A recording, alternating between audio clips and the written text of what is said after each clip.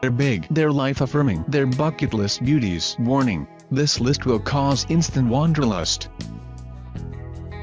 Plunging into the wilderness, Alaska, North America is renowned for dishing up huge portions, but it's outdone itself with Alaska. The last frontier state is the USA's biggest, but it's least densely populated. It has 17 of the country's tallest mountains, topping out at the formidable 6,194 meters Mount McKinley. Described by experts as a harder mountain to summit than Everest, it was first scaled in 1913 by a team of 4 led by British priest Hudson Stuck. Back down at ground level, there's 70,000 kilometers, 43,495 miles, of coastline, 300 rivers and around 100,000 glaciers. Put simply, it does wilderness on a gargantuan scale. As a consequence, you can get wonderfully lost almost anywhere. Try Denali National Park if you've got a head for heights, the Aleutian Island chain if you prefer the sea, or the Arctic tickling Dalton Highway for a very different kind of American road trip. Make it happen. May-August is the best time to visit. Winters are long and cold, and snow can make some areas inaccessible.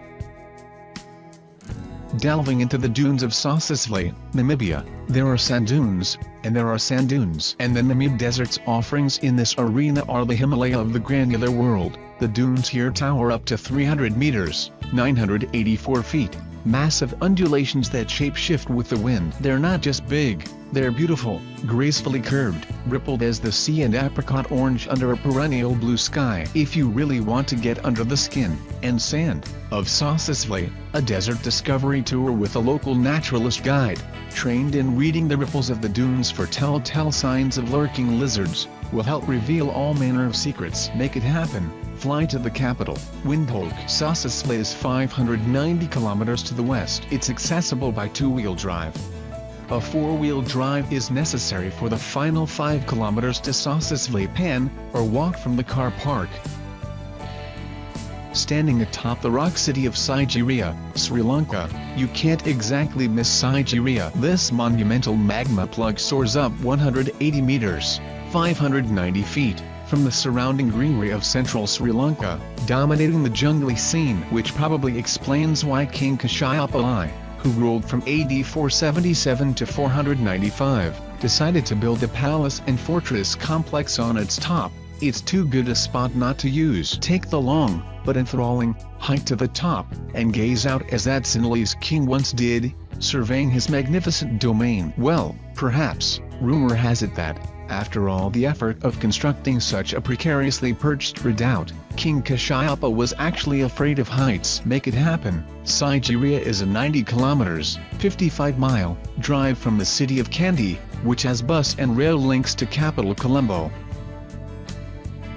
Hearing the creak of Perito Moreno Glacier, Argentina, Patagonia's Perito Moreno is bucking the dismal global trend. This inching white tongue is just about maintaining its truly mammoth proportions, around 5 kilometers wide, 30 kilometers long, 3 miles wide, 18 miles long. In the face of climate confusion, it's so refreshing to read a nice ice story for a change. Indeed, everything about Perito Moreno is pretty refreshing. The glacier is the star attraction in Los Glaciares National Park, a vast wilderness of ice-capped peaks, sparkling lakes, cloud-racing skies and chuntering rivers that is invigorating enough to blow away anyone's cobwebs. This is the sort of landscape that will mess up your hair, clear out your nostrils and remind you that you are still alive. Make it happen. Los Glaciares NP is 78 kilometers, 48 miles, from El Calife, accessible by car or bus. Boat tours can be taken from Puerto Bandera. Glimpsing Himalayan peaks, Bhutan, India and beyond. Sometimes, no matter what anyone says to the contrary, size matters. And there's nothing bigger, nothing more slap you in the face, wobble you in your walking boots, tremble in your Gore-Tex awesome, than the high mountains of the Himalaya. The entire range spans 2,400 kilometers, 1,491 miles, from Pakistan in the west to India in the east. Much of it lords over 7,000 m, 22,965 feet, some of it over 8,000 m, 26,246 feet, a height not nearly approached elsewhere on the planet. Literally translated as abode of snow, it can be no surprise that these high-rising giants are plastered with a good, solid coating of the white stuff all year round. And the best part? Being so ludicrously big, there's an abundance of ways to get up close and personal with them. Make it happen. Himalaya hub cities include Kathmandu, Lhasa, Islamabad, Paro, Delhi and Guwahati. Take the train to Shimla from Delhi, via Kalka.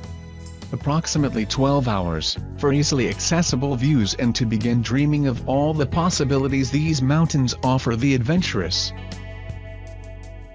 Diving the cenotes, Yucatan, Mexico. Poking like a thumbs up into the Caribbean Sea, the porous Yucatan Peninsula is something of a geological sponge. Its jungly interior, devoid of obvious lakes and rivers, is dimpled instead by thousands of soggy cenotes, sinkholes fed by underground springs. Popular watery chasms include Ikil, near Chichen Itza, Deep in Azul, and Kankarigj, atmospherically riddled with tree roots. To explore one of these crystal-clear hidden pools, often overhung by dangling vines and craggy cave tops, is to combine swimming with spelunking. Dive and to float above stalagmites and strange rock formations, and to paddle with a fish or two. Make it happen. Swim sensitively. Wear biodegradable sunscreen.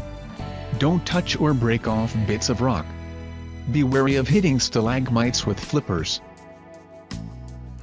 Climbing up to Tiger's Nest, Bhutan. Tucked into a mountainside in the west of a remote, long-isolated Himalayan kingdom is the cliff face that launched 1,000 postcards, the craggy area on which the country's most famous monastery, Toktsang Gompa, perches. The Tiger's Nest is Bhutan's Machu Picchu, its Angkor Wat, the spectacular sight that every visitor wants to experience. Enjoying this view, though, is no dawdle, and that's a big part of its charm. The monastery is reached on a winding path, and sits at 3,120 meters, 10,236 feet, where the thin air is enough to leave you breathless. But your reward is a siggledy-piggledy, white-walled, gilt-roofed beauty, glimpse between fluttering multicolored prayer flags, clings to the sheer rock face above lushly forested slopes. Make it happen. Visiting Bhutan is possible only on an organized tailor-made or group tour, including all accommodation, transport and guides. Toktsang Gompa is 10 kilometers north of the town of Paro. The road ends at 2,600 meters, 8,530 feet. It's a 1-hour walk up the trail leading from the car park to a cafe and viewpoint, and there's a further climb to the high observation point, 3,140 meters, 10,301 feet, and the monastery itself. Horses and mules can be hired for the climb to the cafe. Walking the Great Wall, China. The challenge of walking the entire length of the Great Wall of China is, frankly, a pretty insurmountable one. Not only would it be an immense distance, nearly 9,000 kilometers, according to some surveys, snaking from Xinjiang in the far west to the Yellow Sea at the border with North Korea, but there's a bigger quandary to address: which wall would you walk? The Great Wall, you see, isn't just one barrier, but many. The most popular stretch is at Badaling, but despite the crowds, this is among the most impressive sections, almost 8 meters high and 6 meters across. Mutianyu is another well-restored section with imposing towers.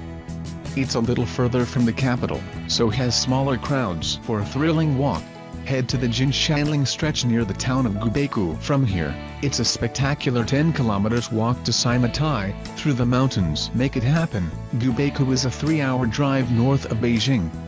The 10 kilometers walk along the Jinshanling stretch to Saimatai takes 4 to 5 hours. Badaling is 70 kilometers from Beijing.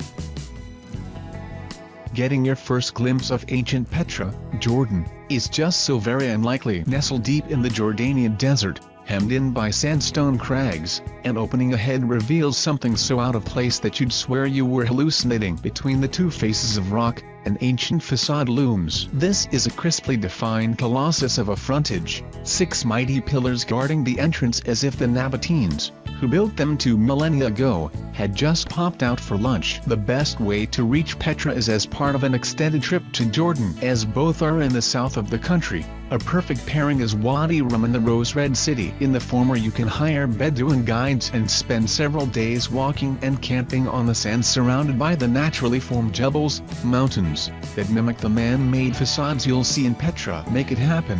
For your visit to Petra itself, allow at least 2 days, or more. Go in the daytime to explore its furthest reaches, then consider going back at night when they line the way to the sick with candles.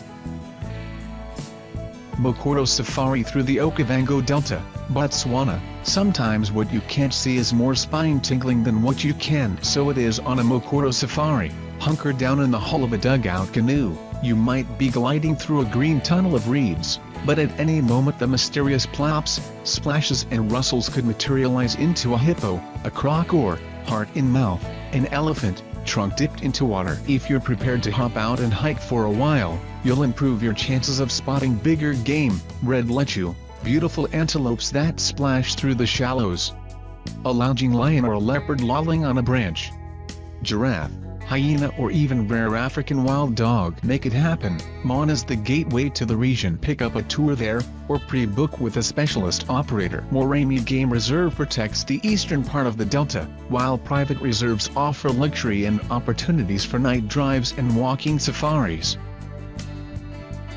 Gawping at the Grand Canyon. Not surprisingly, Arizona's world-beating Grand Canyon, up to 29 kilometers wide, 18 miles, and 1.6 kilometers, nearly a mile, deep, is often voted one of the greatest travel experiences. Visitors can climb it, hike it, raft it, fly over it or simply palpitate on the edge of it, consumed by the ineffable geological scale. Most people head to the south rim where the crowds, in the summer at least, tend to take the sheen off the experience. Much better to head to the north rim and then spend a couple of days hiking to the south rim, taking in the buttes, mesas and stone outcrops along the way, sinking into the deep time contained within its kaleidoscopic strata of rock. Make it happen. The canyon is accessed via the nearby cities of Las Vegas, approximately 450 kilometers, and Phoenix, 370 kilometers 229 miles. Plane and helicopter sightseeing trips leave from these hubs. Otherwise expect a 4 to 6 hour drive, depending on which rim you're aiming for. Private cars must pay a $30 entrance fee,